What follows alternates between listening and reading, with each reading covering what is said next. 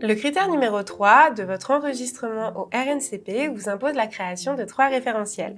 Un référentiel d'activité, un référentiel de compétences et enfin un référentiel d'évaluation. Alors comment on va articuler ces 3 référentiels? France Compétences fournit un modèle avec une logique horizontale qu'on va vous conseiller de suivre et il ne faut surtout pas le modifier. On va y retrouver dans cette logique-là les différentes activités, les compétences qui sont liées à ces activités et enfin les 2 modalités pour votre référentiel d'évaluation, c'est-à-dire les modalités et les critères d'évaluation. Comme vu précédemment, il ne va pas falloir modifier ce tableau ni fusionner les différents critères avec vos différents blocs de compétences. Attention, la commission va lire vos différents référentiels par colonne et non par ligne. Alors, pour que vos référentiels soient jugés pertinents, il va falloir respecter 3 obligations. Pour commencer, votre référentiel d'activité doit partir vraiment de situations de travail et on doit être ici dans des activités qui sont autonomes et à la fois complémentaires.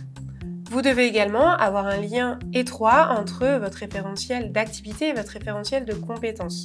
En effet, les différentes compétences évoquées vont devoir être liées aux différentes activités professionnelles. Enfin, les modalités d'évaluation de bloc doivent également être tout à fait cohérentes avec une évaluation en situation de travail et doivent donc reprendre vraiment l'évaluation des compétences visées par votre projet de certification.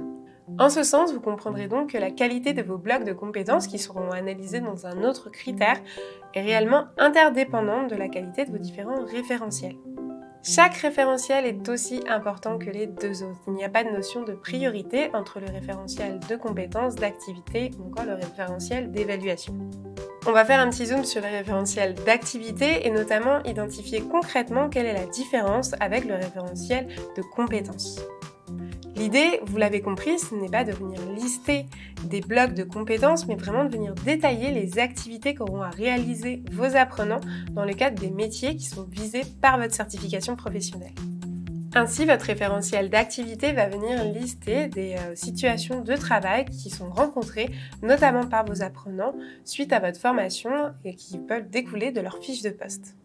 Les compétences qui sont donc associées, quant à elles, vont venir préciser un petit peu les modalités pour réaliser ces différentes activités.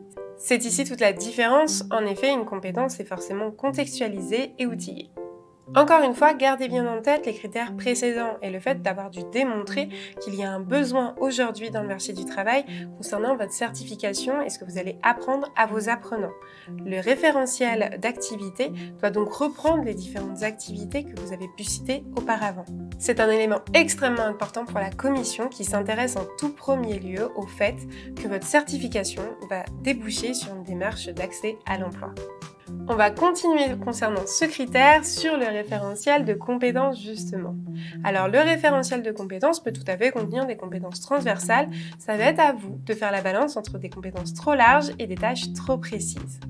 Bien évidemment pour ce référentiel, on va être dans de l'écriture en compétences. Alors faisons un petit zoom pour comprendre un petit peu comment on rédige des compétences dans un référentiel à destination d'une inscription au RNCP.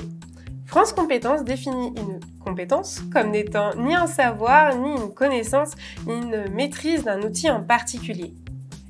Une compétence, c'est une action précise dans un contexte particulier. Il va donc devoir la définir par sa modalité d'action et surtout par son objectif, sa finalité. Petit conseil pour la rédaction en compétences. Vous allez devoir partir d'un verbe à l'infinitif que vous allez devoir venir compléter par différents éléments.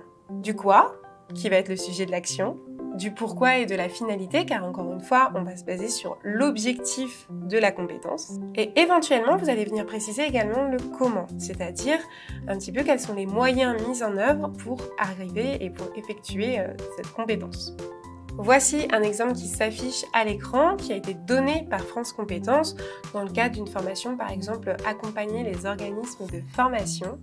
Une compétence associée pourrait être ainsi définie comme le fait de, par exemple, délivrer, donc ça c'est le verbe d'action, des conseils aux organismes dans le cadre de l'élaboration d'un dossier afin de permettre l'enregistrement au RNCP en utilisant le guide d'aide rédigé par France Compétences.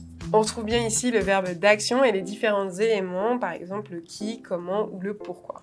Comme précisé un petit peu plus en amont, vous pouvez tout à fait ajouter des compétences transversales à votre référentiel, mais il va vraiment falloir les contextualiser et expliquer en quoi elles sont importantes pour le métier visé.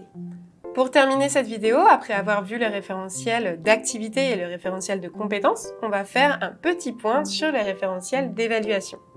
Lors de la rédaction de votre référentiel d'évaluation, vous allez devoir avoir en tête 3 objectifs importants. Le premier objectif, c'est que ce référentiel d'évaluation va servir de base et de guide à l'ensemble des jurys et l'ensemble des évaluateurs qui vont proposer votre certification. Alors c'est extrêmement important, notamment dans le cadre d'une mise en réseau, parce que vous allez devoir venir démontrer que quel que soit le prestataire qui propose votre formation, la certification et les évaluations seront les mêmes. Second objectif, votre référentiel d'évaluation doit permettre une meilleure préparation de vos candidats. C'est-à-dire que vous venez y préciser quelles sont les modalités d'évaluation, quels sont les critères qui vont être attendus. Ça va passer bien évidemment par des situations de travail qui peuvent être réelles ou simulées, mais il faut que votre apprenant soit au courant de ce qui va lui être demandé. On va ici être du coup dans des attendus vraiment observables liés à votre certification. Enfin, troisième objectif pour finir, votre référentiel d'évaluation doit permettre de prouver que les apprenants qui ont suivi et qui ont réalisé votre certification ont bien acquis les compétences qui sont visées. Alors bien sûr, comme on l'a vu juste avant, ça peut passer par des mises en situation de travail, simulées ou réelles, mais ça peut également passer par des ressources si vous ne jugez pas ça pertinent. Pour votre référentiel et pour chaque compétence, vous allez devoir venir préciser 2 éléments concernant votre évaluation.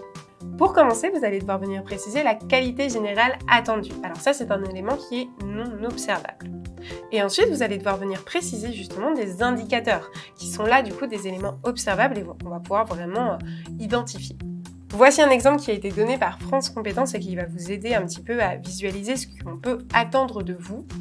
Pour une qualité générale attendue qui serait par exemple la pertinence d'un cahier des charges, ce qui est un élément pas vraiment observable en tant que tel, on va venir préciser différents petits indicateurs qui sont quant à eux observables. Alors par exemple, ça peut être le fait de dire que le cahier des charges identifie bien les besoins qui sont exprimés par votre client, que la structure de l'intervention est proposée, ou encore que le cahier des charges prévisionnel est complètement réaliste. Petit point important concernant les évaluations à distance. Vous pouvez bien sûr en réaliser dans le cadre de votre certification, mais France Compétences va être particulièrement attentive aux dispositifs que vous mettez en place pour vérifier l'identité de vos apprenants lorsque, par exemple, vous faites un test à distance, notamment pour vérifier qu'il n'y a pas eu de fraude.